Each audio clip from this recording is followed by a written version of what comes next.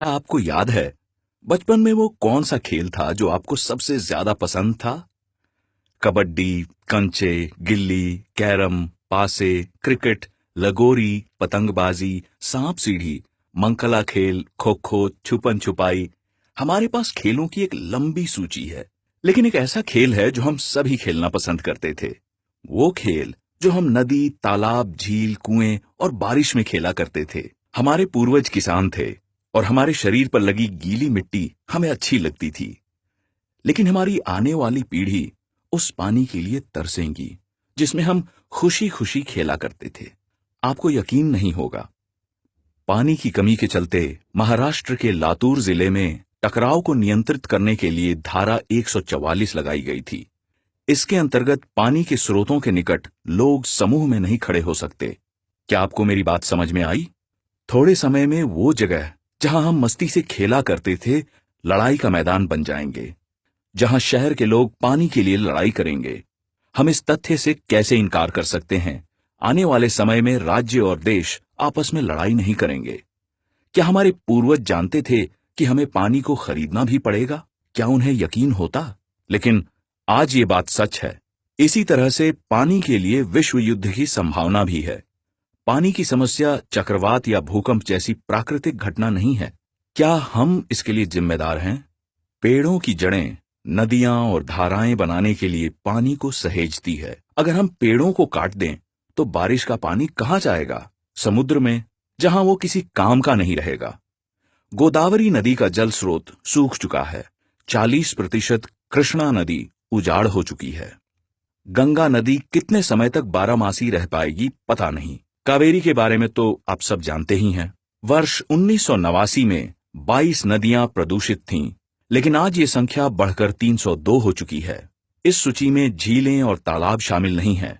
भारत की आजादी के समय प्रत्येक नागरिक के लिए 100 लीटर पानी उपलब्ध था, लेकिन आज ये घटकर 30 लीटर हो चुका है। पानी के संसाधनों के बिना 83 प्रजातियां लुप्त हो चुकी हैं। क्या हम ये कह दें कि हमारे गरीब किसान का 84वां नंबर है? अभी तक 2 लाख। मुझे क्या फर्क पड़ता है अगर खेती ना रहे तो? क्या बस यही बात है?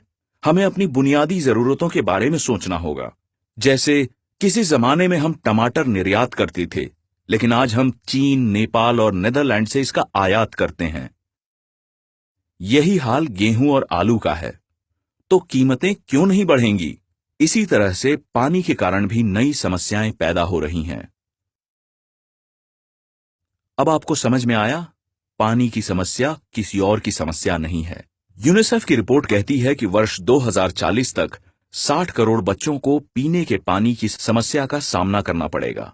इस स्थिति में उद्योग को अभी के मुकाबले में 30 गुना अधिक पानी की जरूरत होगी। इसी तरह से कृषि और बिजली उत्पादन के लिए बहुत सारे पानी की जरूरत होगी।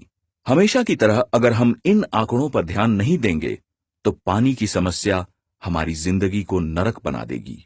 साफ शब्दों में आपको कैसा महसूस होगा अगर लोग आपको आपका गांव छोड़ने को कहें?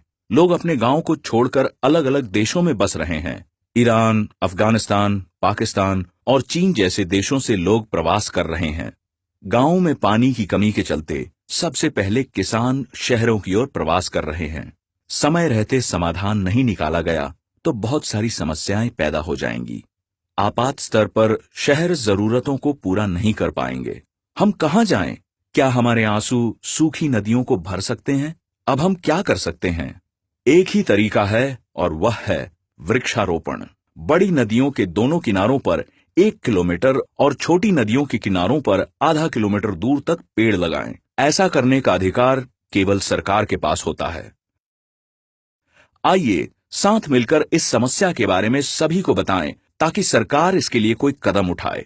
हमारी नदियां जो हमारी जीवन रेखा है, उनको जीर्णोद्धार के साथ आइए अपना भविष्य सुरक्षित करें।